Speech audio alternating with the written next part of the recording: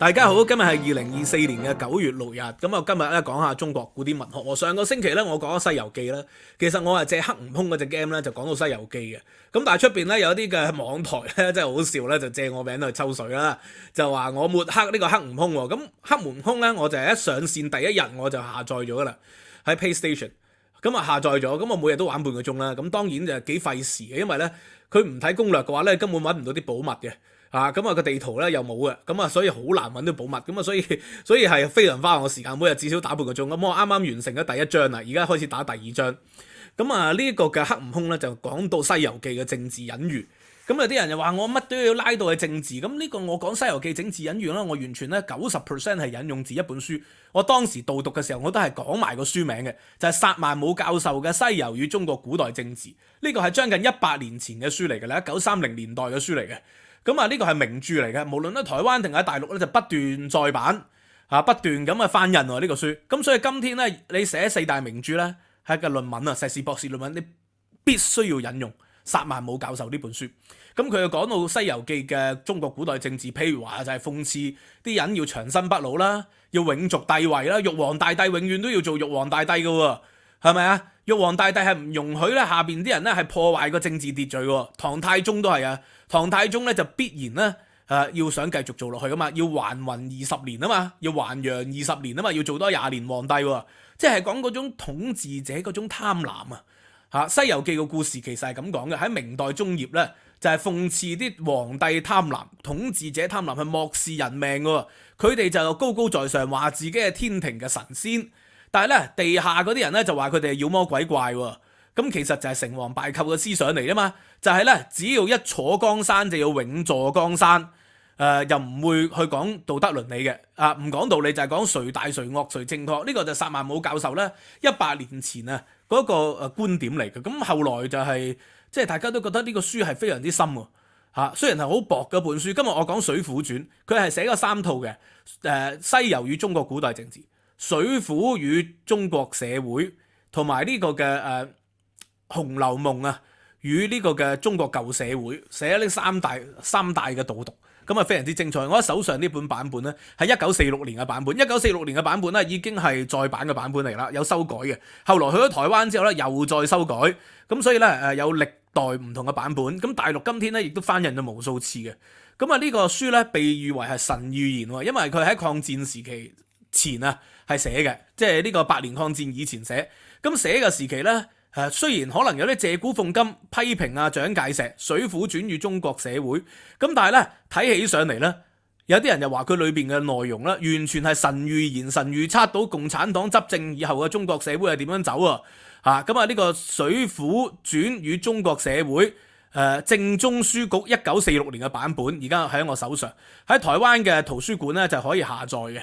國家圖書館咁當然有啲書咧要有 login 先得啦，呢個書裏邊咧佢有幾個章節嘅，梁山泊嘅社會結構咧，呢個係最精彩嘅章節。第二咧就係替天行道嘅意識。共產黨咧毛澤東就好高調係評價《水滸傳》嘅，因為講造反啊嘛，同佢咧個文化大革命咧係非常之契合，亦都同咧農民革命嘅理論咧係即係有相通之處，所以佢對李自成啊、黃巢啊、黃巾啊、《水滸傳》呢啲嘅歷史事件或者文學咧都有高度評價嘅。呢個毛澤東係咁樣啦。咁但係佢裏邊講嘅內容咧，薩曼姆教授講嘅內容咧係正中咗共產黨後來發展點樣喎？咁所以你今天咧睇大陸嗰啲書評啊，其實咧就有好多係褒揚薩曼姆教授啦，即係有神預測嘅。啲網民唔敢寫咁直接啊，但係都有唔少人講得話咧，佢嘅預言能力好強。因為點解咧？第一章為例啊，就係講梁山泊嘅社會基礎。梁山泊嘅兄弟咧，108個兄弟，咁咧裏邊有唔同嘅社會階級嘅，但係大部分都係啲草根階層。就算係官員啊，譬如話呢個豹子頭80萬禁軍教頭林沖，咁都係一啲所謂嘅中低層嘅官員嚟嘅啫喎。當然裏邊有啲豪族啦，譬如話呢個柴進咧就係呢個皇族後代嚟嘅喎。譬如話盧俊義係地方嘅豪強，宋江就係地方嘅基層官吏，都係地主階級啦，都屬於。咁但係大部分咧都好似花和尚魯智深呢啲人咧都係即係或者黑旋風李逵啊，都係仗義每多屠狗輩嗰一類人嚟嘅。佢裏邊咧就提到就借呢件事件去解釋，喂佢哋咧大部分108個兄弟咧，大部分都相安無事嘅，都可以共患難嘅。咁但係如果有一日佢哋係坐江山，就即係打江山可以，但係如果坐江山會如何呢？咁所以呢個薩曼姆教授提出咗一個觀察，佢話歷史上啊，最後坐江山爭奪帝位嘅人咧，都兩種人兩類人嘅啫。第一類咧就係啲豪族豪強啊，譬如話呢個嘅漢光武帝啊，就係呢個嘅皇室後代嚟噶嘛。劉備就係號稱呢個皇室嘅後代嚟噶嘛。咁呢一種係第一種人啦。而孫堅咁譬如話都係地方豪強嚟噶，孫堅、孫策、孫權都係地方豪強。最巨大嘅兩個例子咧就係楊堅同埋李世民啦。楊堅同李世民咧都係北魏啊陸柱國嘅一個後代嚟嘅，咁所以佢哋咧係屬於呢個嘅西周政權啊，呢個西周政權嘅所謂嘅關隴集團係地方豪強嚟。第二類咧就係流民啦，譬如話咧劉邦同埋朱元璋呢兩類啦。好多網民咧而家即係將近100年後讀呢本書就發覺，喂可以加埋毛澤東落去喎，即係地方嘅流民就係劉邦啊、朱元璋啊，即係呢啲都係地方出身嘅人啦，所謂農民革命啦，或者係啲最基層嘅人啦。毛澤東係啦，佢最多都係做到北京大學圖書館管理員啫，但係佢本質上都係啲地方農民出身嘅人嚟噶嘛。咁呢一類咧好相似啦。佢就話咧，薩曼姆教授導讀嘅第一章講嘅觀點就話歷史上咧前者所建立嘅王朝咧，通常啊對於功臣咧都係比較寬待嘅，所以咧就即係打江山可以，坐江山咧大抵都相安無事。但係後邊嗰類人咧就係地方嘅流民啦，坐江山嘅時候咧就會有殺戮嘅。嗱，其實嚴格嚟講，蔣介石都係後者嚟喎，都係地方嘅流民。因為當時薩曼姆教授寫呢本書嘅時候，蔣委員長仲係當權噶嘛，所以咧有啲人咧就相信咧佢寫呢個就係諷刺蔣介石嘅。咁但係問題，蔣介石咧對於功臣咧大抵都係相安無事喎，去到台灣即係拘捕咗孫立人，咁呢個係另外一件事啦。咁但係就唔會好似朱元璋咁殺功臣，又唔係殺功臣咁解，殺咗成個功臣集團，係以千計嘅人咧係死亡喎。就唔係咁樣嘅。劉邦有冇誅殺功臣咧？咁嚴格嚟講，劉邦誅殺嘅功臣就好少嘅，即係佢誅殺嗰啲都係造反嗰啲人嚟啦。就譬如話韓信，咁呢又造反啦，彭越，但係好多嘅功臣咧，大部分都係呂后去幫手殺嘅。咁呂后咧有佢自己嘅政治野心，咁但係即係你可以將佢哋，因為呂后都係地方嘅流民嘅太太啦，或者至少係配員裏邊一啲嘅基層人物嚟噶嘛，都可以將佢計為同一類啦。當然史記裏邊記載咧，其實劉邦臨死時咧係想殺兩個人嘅，一個就係蕭何，一個就係樊噲，都係沛縣功臣集團嚟嘅。當然話想殺蕭何咧，係因為蕭何貪污就霸佔民田啊。咁呢個係有嘅，咁但係最後咧又真係放過咗蕭何。但係想殺樊噲嘅原因係因為樊噲喺政治上係站喺呂后嗰度。而佢擔心自己死咗之後，呂后會獨大喎，所以意圖殺樊噲。但係後來即係佢命令嗰啲人殺樊噲咧，啲人係通風報信話俾呂后知，所以樊噲係冇死到。咁但係如果將呂后夾埋落去劉邦嘅流民集團咧，咁又真係漢光武帝咧又冇乜點殺功臣喎，宋太祖又冇殺功臣，杯酒釋兵權佢係屬於豪強嚟噶嘛，殿前刀檢點啊嘛。係屬於豪強嚟嘅，又冇殺功臣嘅。歷史上咧，真係，譬如話南朝宋齊梁陳，有一啲咧真係出身低級將領嗰啲咧，又會殺功臣比較多啲嘅。貴族出身嗰啲咧，豪強出身嗰啲咧，大豪族出身嗰啲咧，又係少嘅。咁所以呢個咧係睇到一個薩曼姆教授嘅觀察，亦都從佢嘅觀察咧係切入到中國近代政治。毛澤東上台誅殺功臣啦，彭德懷、劉少奇。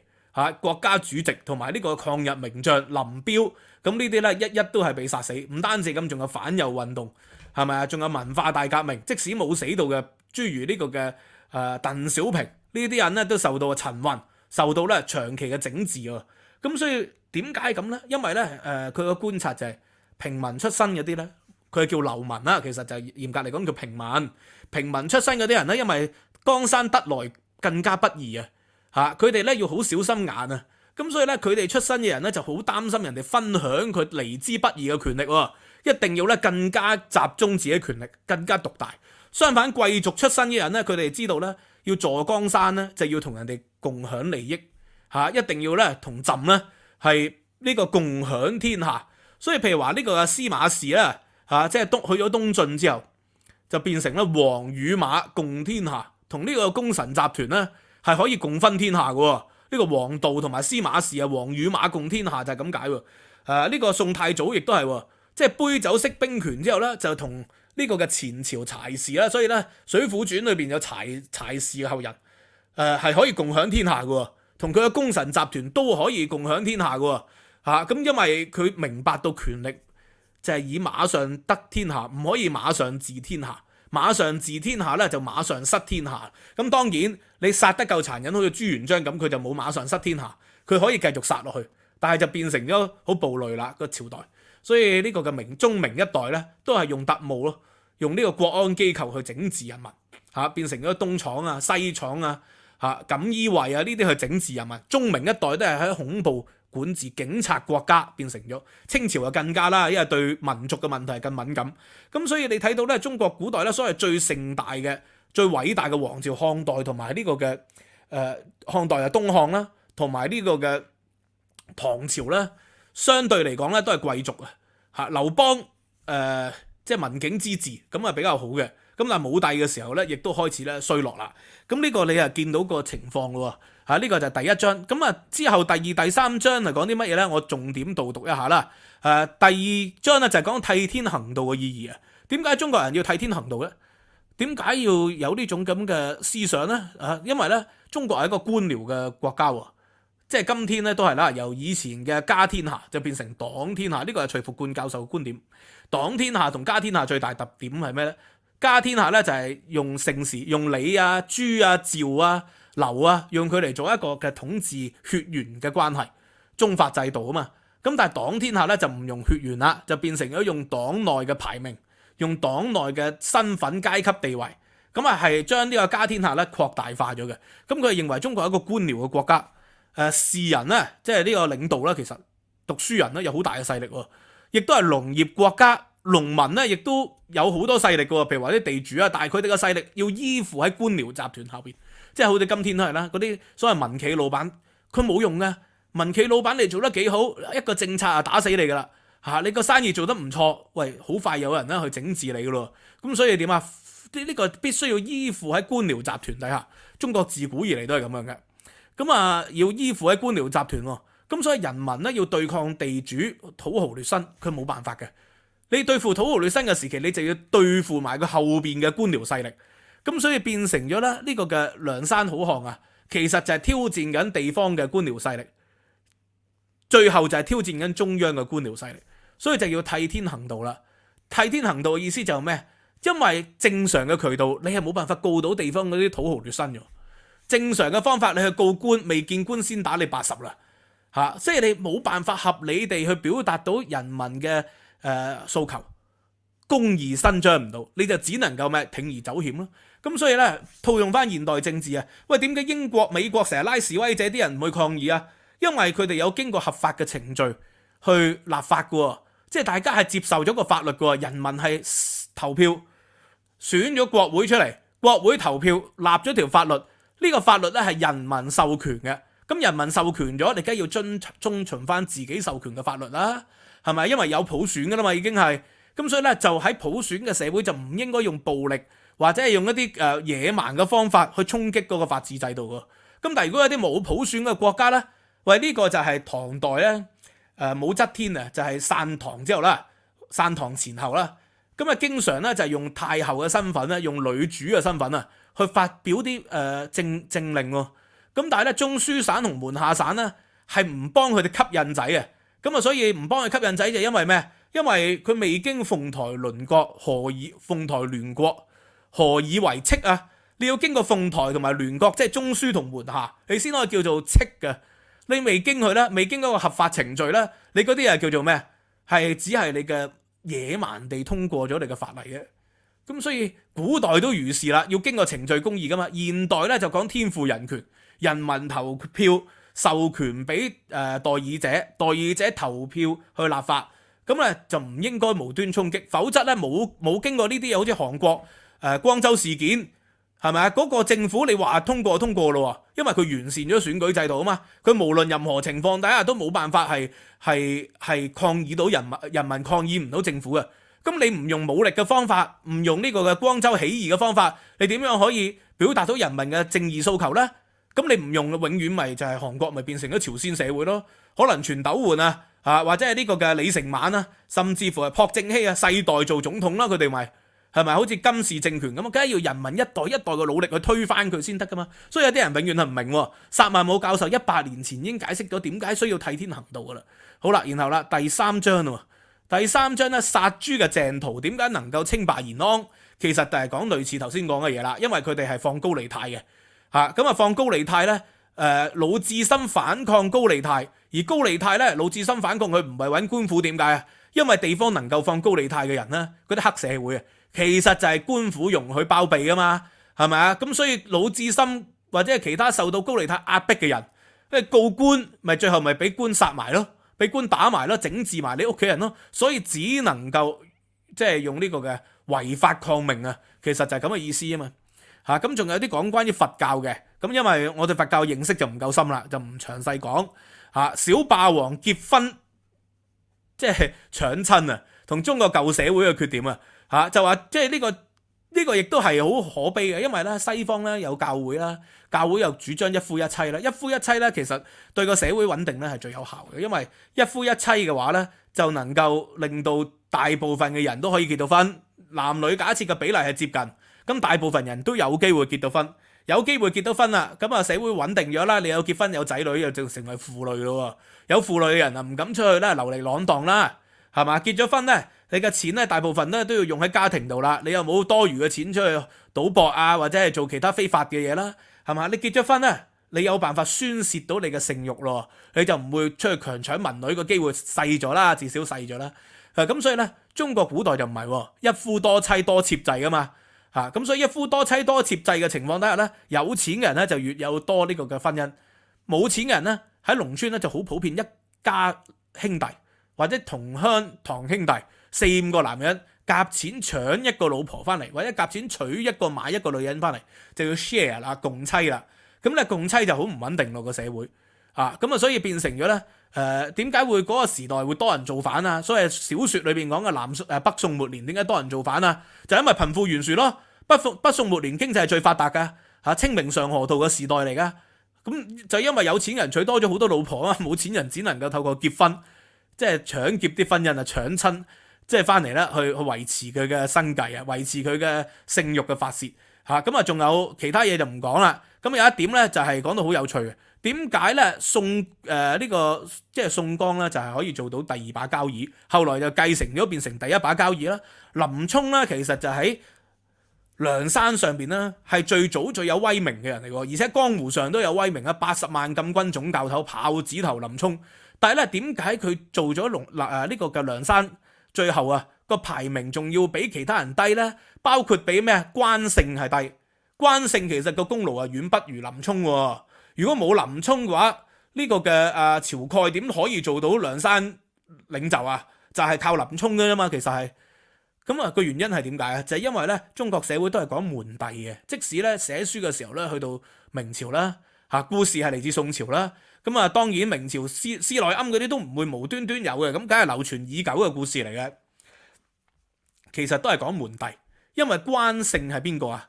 關勝就係關公關雲長嘅後代啊嘛，咁所以因為佢嘅遠祖係關雲長所以咧佢個名望係高，而咧封佢咧做高啲嘅領導咧，呢個係喺外邊係更有說服力嘅。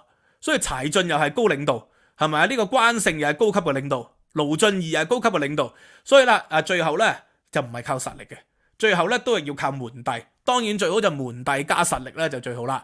所以咧你係咪官二代係咪太子黨或者你個祖宗係咪開國功臣呢個係決定性你嘅社會地位流動喎。咁所以睇呢個書其實好多意義可以讀到出嚟嘅，接近100年呢個書。